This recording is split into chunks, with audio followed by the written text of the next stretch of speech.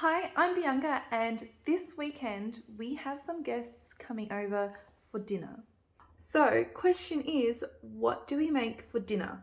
We will be having 6 adults and 3 children to cater for, and so what I was thinking is to do a pasta night.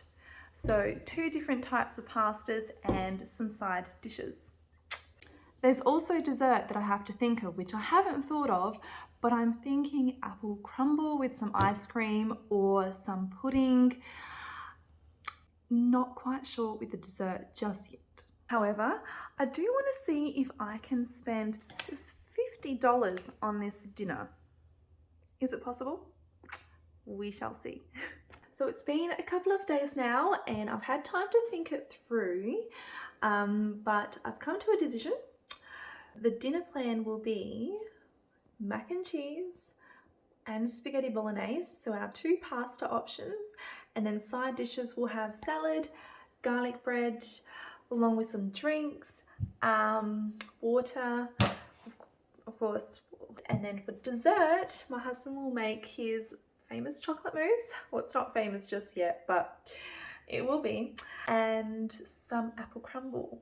So that's the plan, and then I do want to buy like a bag of chips to have on the side, so for when people come in, they can nibble on or after dinner. So that is the plan.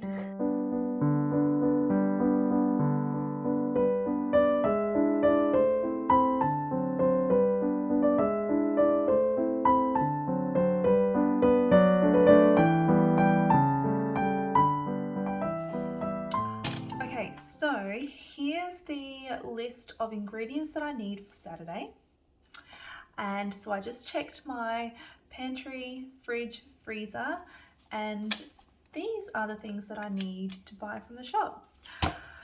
So I guess it's time to go shopping.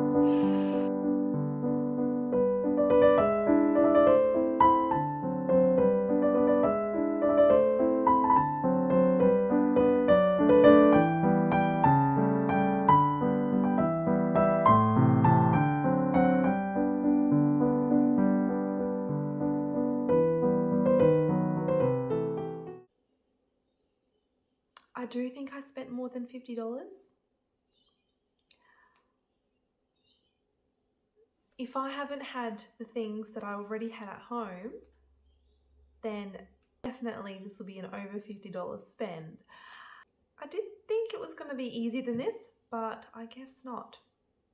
No, 2023. I'll show you what I got. I mean, you already know what I got because you saw the list. I'll show you anyways. Got milk. That's mostly for mac and cheese. I need 3 cups. By the way, the mac and cheese recipe is from Recipe Tin Eats.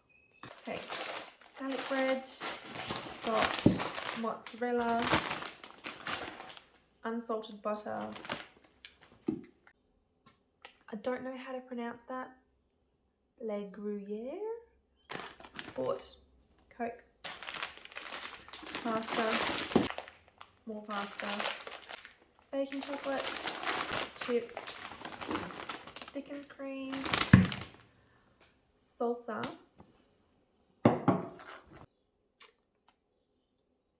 and apples. I just added it up and I'm just going to tell you that was a fail. I was trying to spend no more than $50, but I spent $60.13. But that is okay. I'm sure we'll still have a good time, like always.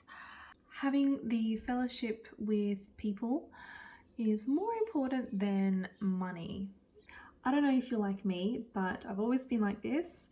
When it comes to money, I can be a bit stingy in that area. Thankfully, my husband is really teaching me to just have an open hand with money, one open hand and one closed hand. I think that's a really good balance. So I'm still trying to work through that with God's help. But praise the Lord that we still have the money to provide a good meal for our guests. Now, before I end things, I did want to just give some 3 simple tips for any of you who are starting to host or are nervous about it. I'm definitely not an expert. I'm still a beginner and I'm learning, and I have lots to learn. And the best way I've learned to learn on hospitality, does that even make sense? Blech. The best way to learn is to take notes when you are invited to other people's homes. And that really helped me. Now when I have children, I mean, I remember I've been invited to a family's house who had 6 children, and the couple invited a lot of people over, and I was thinking, how on earth do you host for that many people, as well as tending for your children and feeding your family? I don't know, but she was amazing, and I've just learnt from so many people who have invited me and my husband. These 3 tips are very simple. So number 1, plan things out. That's the best thing you can do. Get a pen, paper, write your meal plan, write your list, write the ingredients, make sure you have everything. Tip number 2, plan to have desserts that you can make ahead. So for example, like the chocolate mousse that we'll be having on Saturday, that can be made Friday or the day, or early on the day, and you can just sit in the fridge, and when it's time for dessert you just pop it out the fridge and that's all ready to go, rather than having something that you have to make right before dessert and you just miss out on the conversations and just busy in the kitchen rather than just enjoying yourself. So that's something that can be helpful. And then last tip is to keep it simple. Don't try new recipes when you have people over. Try it the week before or a few days before to make sure it tastes fine. Also, with recipes, don't choose something that's really hard.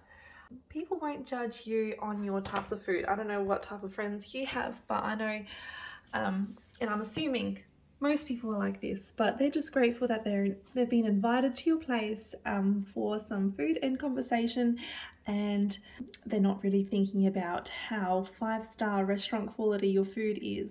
So those are the tips that I have. Again, I'm not an expert, so I'm still learning. I'm preaching to myself here, but I hope that helps. Anyways, I'll see you next time.